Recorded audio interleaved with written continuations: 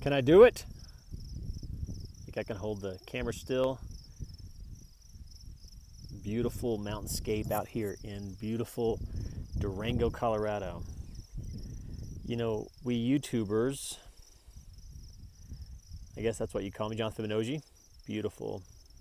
There are just no words for how beautiful that I find the mountains in nature cities. And, YouTubers, it's all about getting people to really like our channel. And so for me, it's the only thing I know to be is just Jonathan Fibinogi.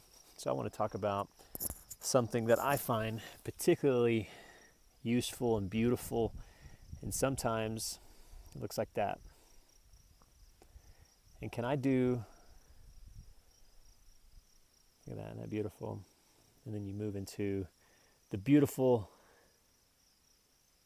there's just a few places more beautiful than that, or more serene. San Francisco and outside Durango, Colorado. So I want to talk about, of all things, I want to talk about the Bible. I'm going to talk about Psalms 118. And, there's not a lot of people that are, I guess, talking about the Bible. Or when they do, they're, selling stuff. So I guess I'll sell some stuff. You can always email me or PayPal me, americano417@gmail.com.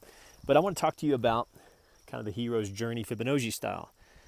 I want to show you, I guess, a biblical truth. Is that kind of, I guess you can say, Jonathan Fibonacci, he's talking about biblical truth again. Well, that's what this YouTube station is. It's just about me sharing things that I find beautiful and in terms of just serene, just to sit out here and to, I guess, recalibrate to just what nature has. But I want to show you something that I think we can all relate to, and it's hopefully there's a little bit of wisdom, because you can hear me walking out here and crunching all these grass, and you're like, Jonathan Fibonacci, why don't you just go get yourself a cool fucking editor and they'll make it beautiful. I'm like, well, the real world, there's the mountains. You can see there's kind of a space between us, but there's one thing that a lot of people don't have a place for, and it's really what I'm going to call the wilderness valley, and it looks like that. And then eventually we end up there. But there's not a lot of people that really speak intelligently of the valley for, I guess, all kinds of reasons. Maybe they just have never been there. Maybe they've lived off their parents. Maybe they never grew up. The world is full of people who have all kinds of advice, and I'm no different. Jonathan Fibonacci, I'm going to talk to you about the wilderness seasons of life, and not so much to even explain it, because I think one thing that people do in these beautiful birds, I can't figure out which ones they are. Little black birds, they have these little red wings. It's beautiful. You can see that the wilderness eventually will move to the plains and ultimately to the mountains. And then, of course, if you like to ski like me. So there's the metaphor, there's the analogy, and it's very biblical, of even Israel in the valley, and the valley of Sorek and Samson, and there's all kinds of valleys. In fact, Psalms 23 is really just David saying, the Lord is my shepherd, I shall not want. And it says he makes me lie down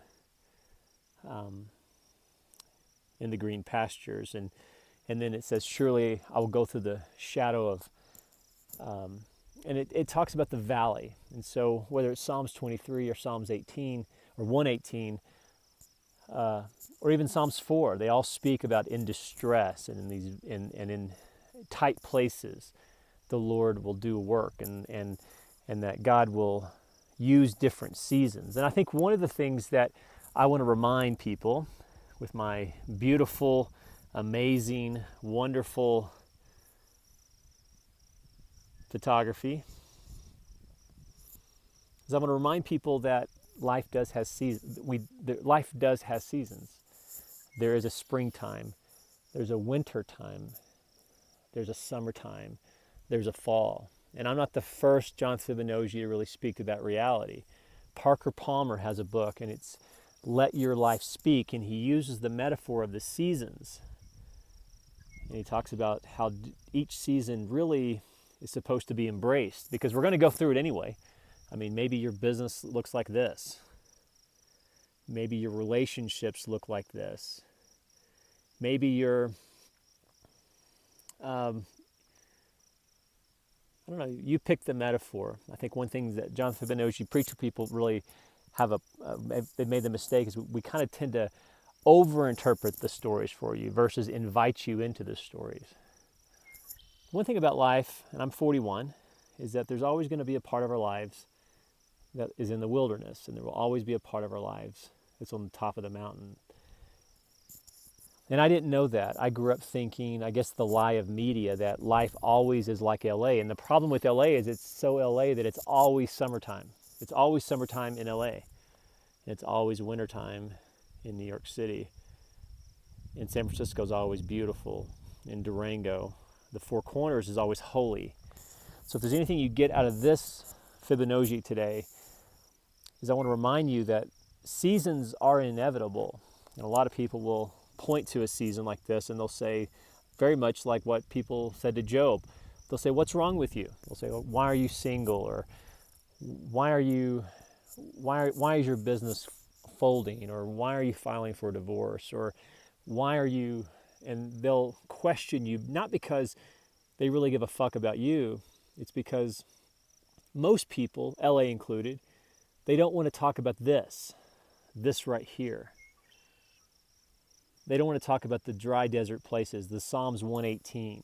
They don't want to talk about that. They want to talk about the mountain and the Insta world. And I'm not against that. I mean, who doesn't love that? I mean, even on this channel, I've had a myriad of experiences. I've had some that are like literally on top of the mountains where I'm literally skiing. And then there's other times when I'm like, dude, I need to go get a job and it looks like this. And then again, one thing that I want this channel to be is I want it to be as authentic as possible. And I want it to be as true to my voice as possible. And that's one reason why I love coming out in nature, is nature says this is what life is. Nature says life has seasons. There is a season to move into this. There is a season to move into celebration. You know, recently I felt like God was telling me that in evolution, you will molt things, which is kind of a biological term. You'll molt things. But see, when we move from here to here, we will often lose relationships, and that's a good thing. Sometimes when we move from maybe this season to that season, you'll kind of be in this in-between liminal space that Richard Rohr talks about. And maybe you're not going to go this direction that everybody else is going to go, but maybe you're going to go this direction.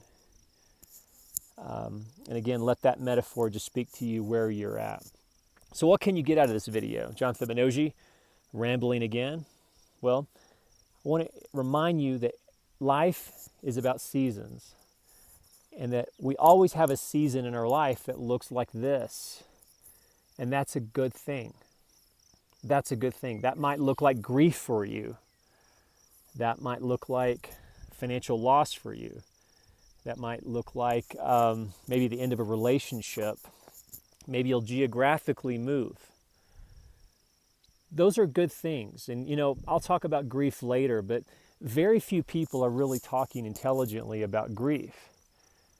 And if there's one thing that there's been so many things that I've learned on this journey this last year and a half, 2 years, but grief has been one of those consistent things. Grief, you know, and really my own lack of ability to process grief, and specifically how my nuclear family and how those relationships were allergic to healthy processing of grief, which is a long way of saying if we can't process grief and the stages of grief, we often never get there. And the problem with not processing grief is when we deny this, that's all we really end up seeing. And then eventually our lives look like West Texas, literally like West Texas. But life really is meant to look like this. And again, that's straight out of the Bible, where God led people from bondage, Pharaoh, ultimately to the land of promise. And that metaphor is really for anybody. You don't have to be Jewish or Christian or Jesus or Fibonacci. Again, invite you into the season of your life. So where are you? And what area of life looks like this? And why is that a good thing? And how can the stages of grief and the wisdom of grief, how can we use the wisdom of what we already know about grief and the stages of grief to help us process this versus deny this? You know, like for example, I believe any person who's kind of given a preacher, a teacher example should use their own life so that we're pointing the fingers mostly at ourselves. Like for example, I ran a mortgage company for 10 years, a finance company. And I was one of thousands of companies that went out of business when some legislation came down the pipe called Dodd-Frank. Nobody gives a fuck about my old company. I do, my family does. But it was I was just one example of how Dodd-Frank affected me. But when I look back on that, the Dodd-Frank regulation was there. I just chose to deny it. I chose to deny the impact of the way that those regulations were affecting my company, which is a long way of saying when I was in denial with my business, with regulations, I chose to deny this. I chose to deny the strength of large banking regulations. And as a result, I lost my business and I had profound financial loss. Whereas if I would have simply lived a more meditative life, when Dodd-Frank would have come in, I would have just kind of processed it and I would have ended the company at year 8 versus being driven out on year 10. Again, denial is not a good way of dealing with grief. So use my own example. So what does grief look like for you? Some people choose denial. Some people choose alcohol. Some people choose sex. I mean, we're processing grief. The only question is, are we processing it intelligently? So Jonathan Fibonacci today wants to say, we're going to process grief. Are we going to do it intelligently? Where we grow? Where we eventually end up, like the Bible says, in Canaan land? Or are we going to live in the valley? And of course, we have to have an intelligent discussion about what the fuck is the Valley of Sorek. Jonathan Fibonacci is out. Email me your thoughts, your questions. There is no more beautiful place in the Four Corners. Email me your thoughts, your questions. If you like this content, drop me some PayPal. Go to PayPal, put Americana417 in email, put Americana417@gmail.com. Drop me some PayPal, light and love from beautiful Four Corners. How'd I do? How'd I do? There's my little dog. How'd I do? Little rambly. Yeah, okay, well, I'll work on it. I'm just trying to tell people, like how grief is, we're going to process it, or it's going to, yeah, we got, okay. And I told them they could PayPal me, and I said, we have to, and I said Parker Palmer. Oh yeah, you need to buy that book, Parker Palmer. Let Your Life Speak. That's his Fibonacci. This is mine. You guys be good. Thank you for taking this journey with me.